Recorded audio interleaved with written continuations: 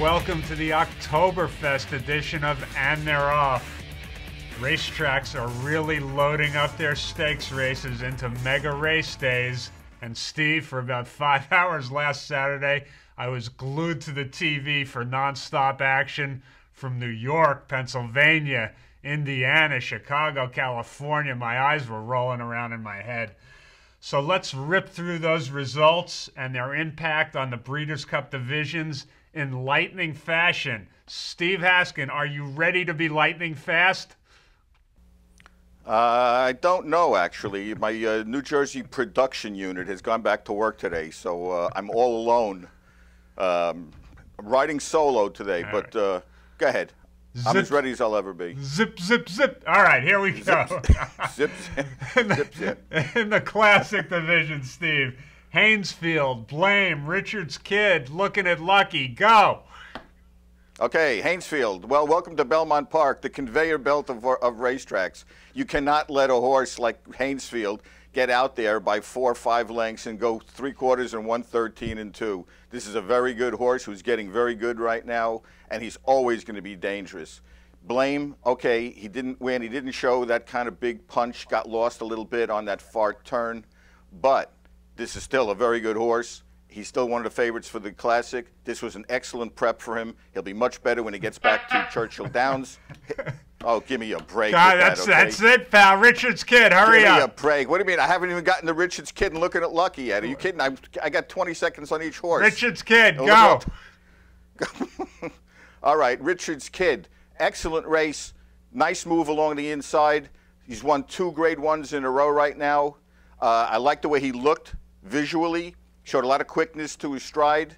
Excellent race. Bob Baffert's got 2 good horses because Looking at Lucky knocked him dead in the Indiana Derby, showed he could handle the slop, showed he can come from dead last. This is a May 27th foal, so he's only getting good right now. We don't know how good this horse is. Big 1-2 punch for Bob Baffert. You are going to have to get a lot faster, my friend. Oh, come on. Give me a break. That's 4 horses. Havre de Grace, Blind Luck, Life at 10, go.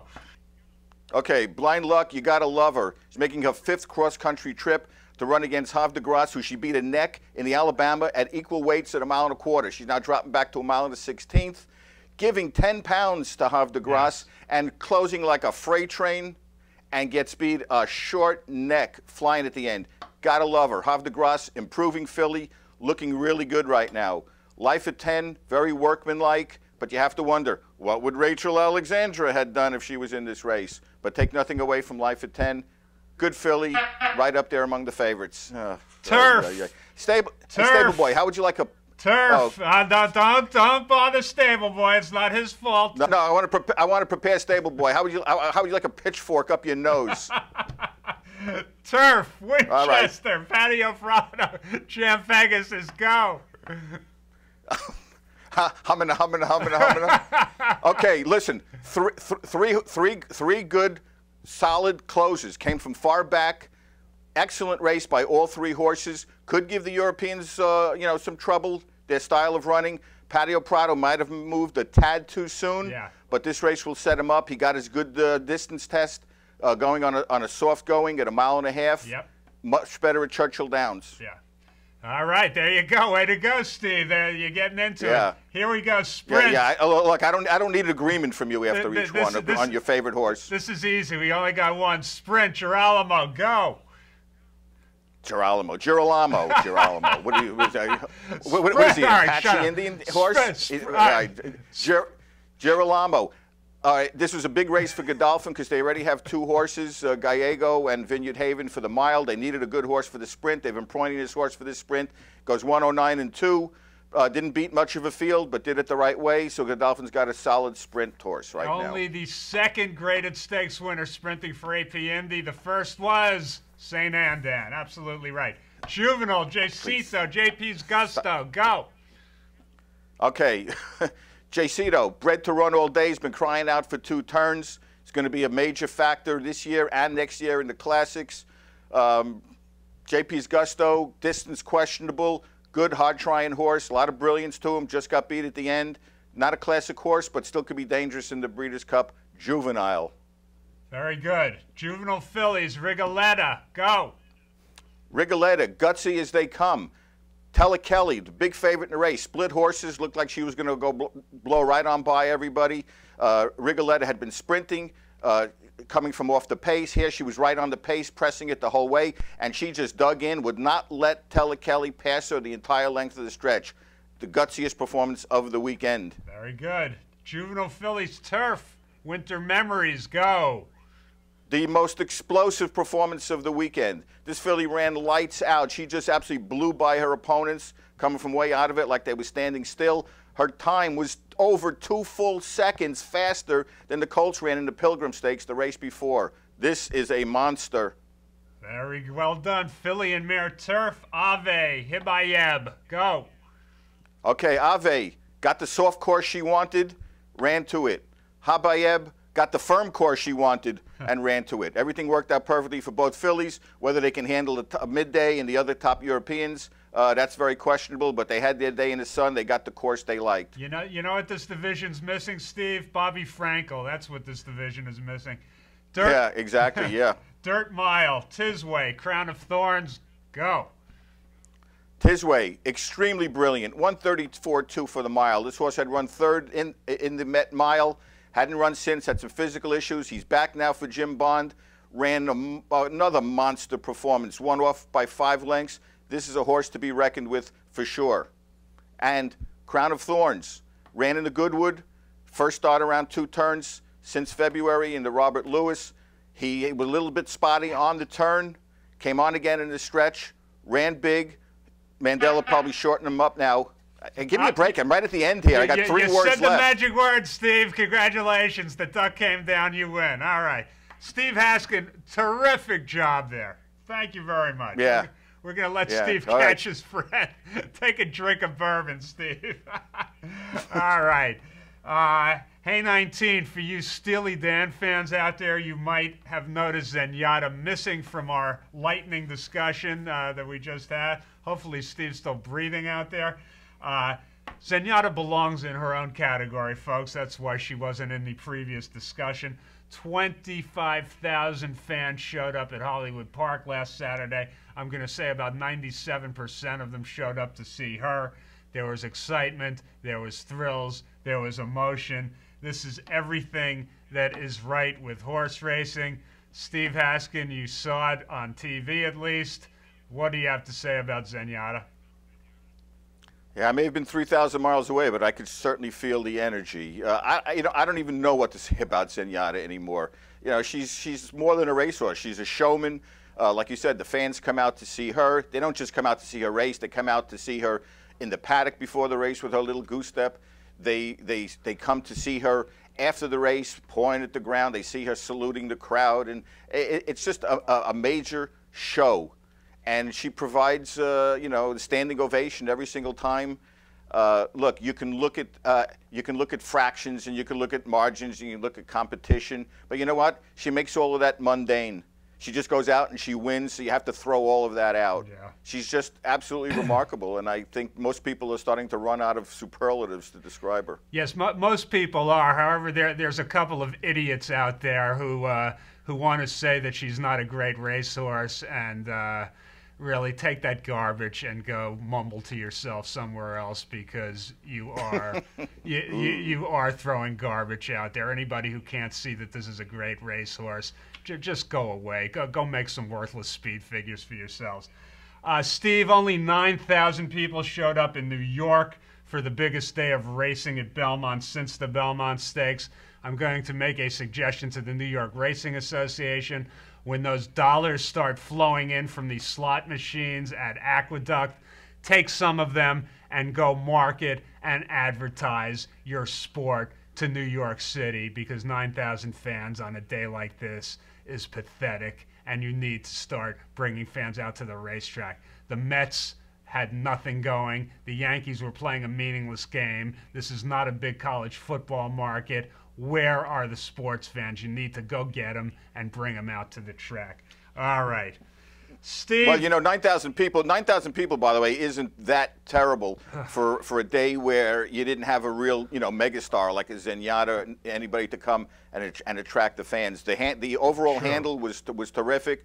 You know, it was a lively Wow. crowd. It was a good atmosphere there. You know, I'm not going to knock it. What this sport has to do is market horses like Zenyatta, so mainstream America knows who she is. Yes, obviously there was no Zenyatta out there. That's true, but there were 4 or 5 Grade 1 races.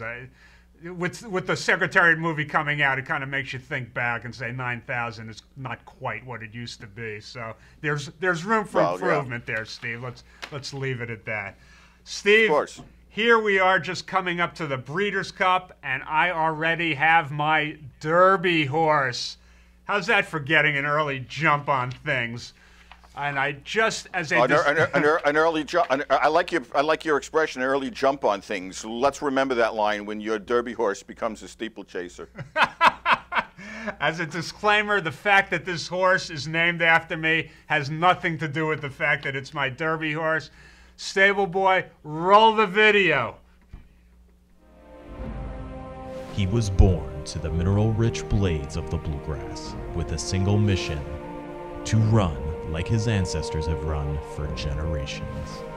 Each morning, as the cool Midwest breeze blows through his majestic mane, he rises to his legacy and propels himself past those who would equal him, his regal head cutting through the wind like a knife through hot burgoo, training on for the day when he will fulfill his promise and the dreams of those he has touched.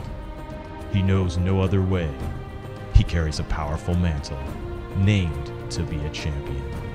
This is one of God's great creatures. This is a runner. This is the thoroughbred. This is Lefty Lenny, the legend.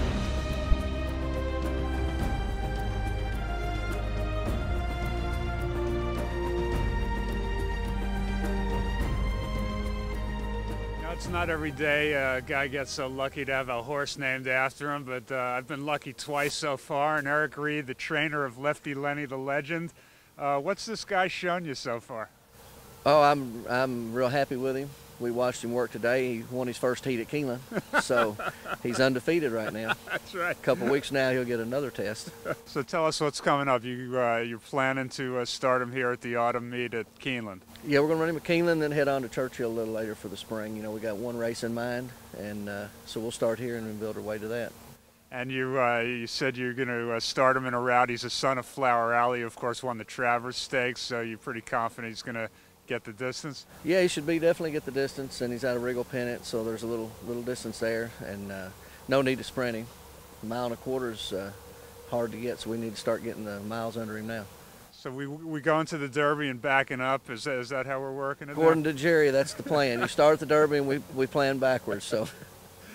And if this one does well, then we're going to look forward to some more Lenny horses in the future, right? From what I understand, there'll be one every year. Okay.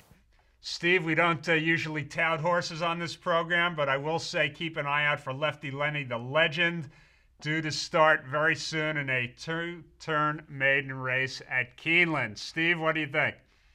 I wish you the best of luck with him. I really do. I think it's going to be fun and exciting to follow him, and I hope he turns out to be a good horse, and I promise never, ever to pick him. All right. We're as good as gold then. All right. Steve. By the way, have I ever told you about a horse named Haskin, by the way? Yes, you have. Steve, okay.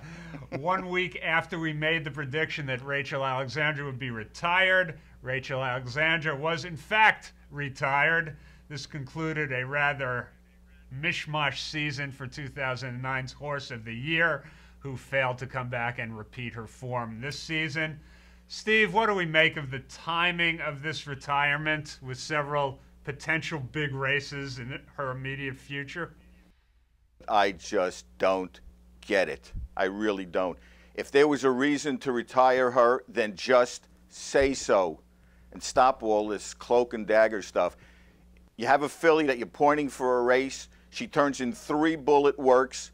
The day after her 3rd bullet work, you retire her. The day before entries for the Beldame, a race which I thought she looked great in, and a race I now thought she would have won by open lengths the way the race set up.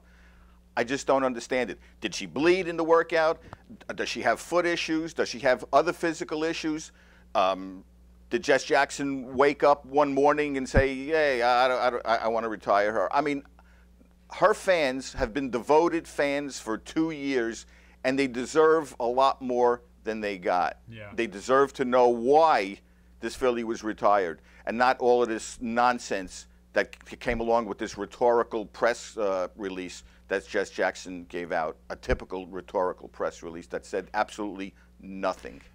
Stable Boy, have you made your futures bet on Lefty Lenny the Legend yet for the Derby? I hear his odds are already way down. So and after that piece I just saw, he's probably going to be a favorite.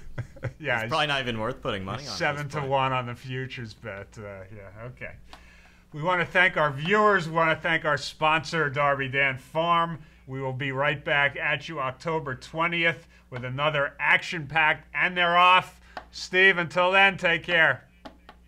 You too, and go Lefty Lenny the Legend. Go.